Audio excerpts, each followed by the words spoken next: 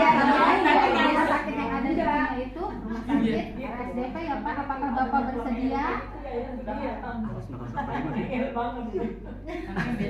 Kan sebelumnya kan Bapak ini udah Bu, di sini aja dulu, mudah-mudahan nanti turun tensinya dulu ya tuh.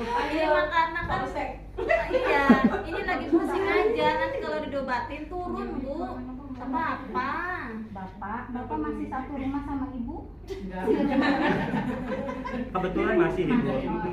Nanti ketika Bapak sudah ini, saya sarankan untuk faktor dari darah tinggi Ibu itu salah satunya itu Karena mertua saya. Langsung dimarahin. Langsung diusir.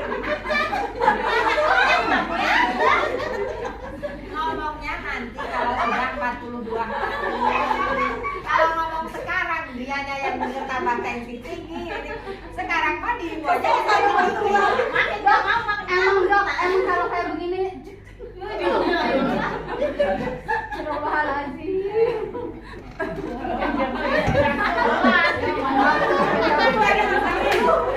Gimana kalau yang susah-susah kayak gitu? Coba deh yang paling susah coba.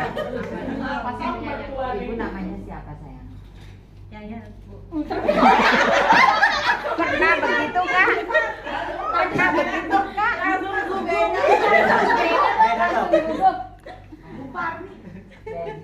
Jadi saya hanya membantu ibu mempertanggungjawabkan nanti ketika Tuhan bertanya kepada ibu. Kan rahim ibu diisi anaknya. Ini anak kandung ibu bukan? Iya Bu. Lahir dari rahim ibu bukan? Iya Bu. Saya saja yang bukan ibunya, saya menyayangi dia, khawatir kalau dia nanti meninggal. Karena ajal di tangan Allah, tapi dokter tahu ilmunya.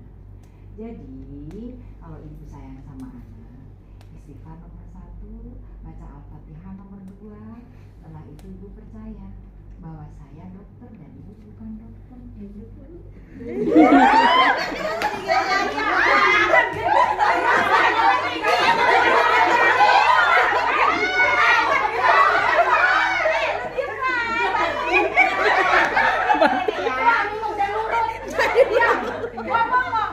Jawabannya saya aja.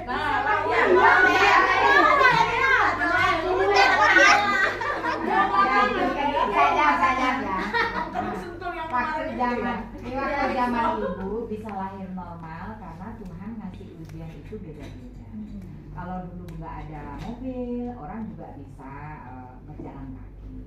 Waktu kemarin nggak ada rumah sakit, cukup ada di puskesmas. Tapi sekarang zaman sudah beda, kematian ibu-ibu dulu itu di Paraji juga belum tentu meninggal.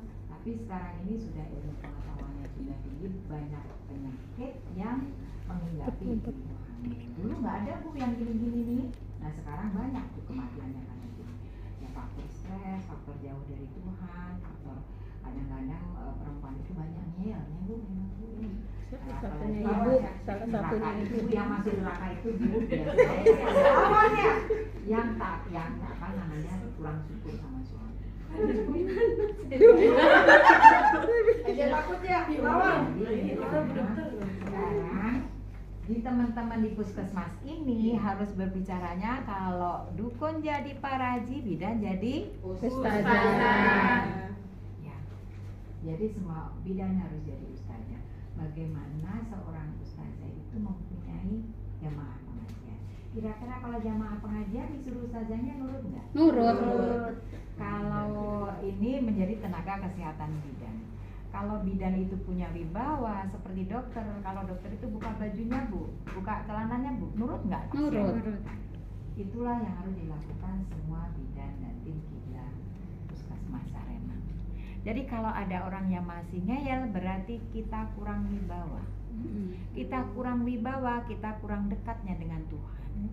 Kalau ngeyelnya tarafnya 10, kita harus punya 11 minimal dekat dengan Tuhan. Kalau dia ngeyelnya 30, kita harus 35 lagi.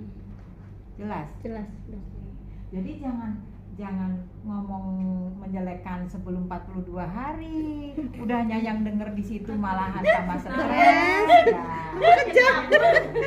Terus kalau dia ngomong-ngomong, dengerin aja dulu. jangan saut-saut begitu ya kalah. Jadi kalau ada orang ngeyel tuh dengerin aja dulu. Nanti kalau udah Bu, puas. Udah Bu, sayang puas. Nah, dengerin saya ya.